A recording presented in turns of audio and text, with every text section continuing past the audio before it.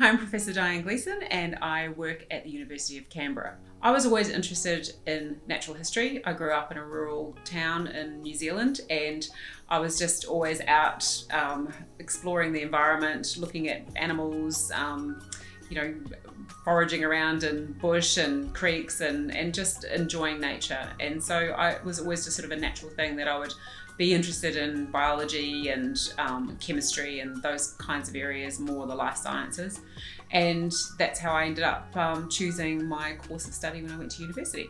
I was inspired to get into a STEM related field, predominantly because I just am so super curious. I'm really curious about how nature works, how everything works, and I want to have an answer. And I think what STEM does, and particularly the area of science, is that it gives you that real clarity and it gives you answers, and there's always things you can continue to explore, and so there's just so many questions you can continually ask. So great for somebody who's curious. So the main challenges that I found as a woman in a STEM related career was I found that when I sort of graduated from my PhD, so my postgraduate studies, and then I had my first job, and I always found it really hard to have my voice being heard.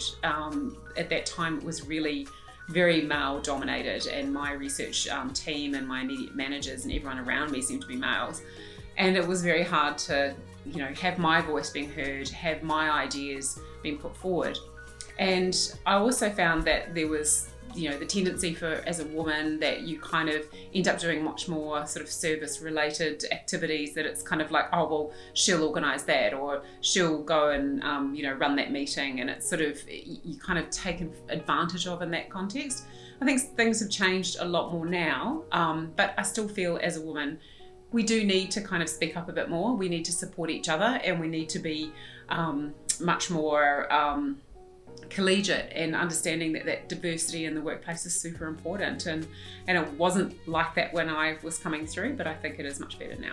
I think really my key message for anyone wanting to sort of pick a STEM related career or anything going forward is it's just got to be about your passion. You've got to follow your passion. If you're not passionate in something, then you're not going to really thrive in it, because you're not enjoying it for a start, you're not asking the right questions, and you're not going to get that fulfillment. So doing something just because you think that's the right thing to do, I don't think that is the approach you should take. It should definitely be because you're totally and utterly passionate about it. So that's really my key take-home message.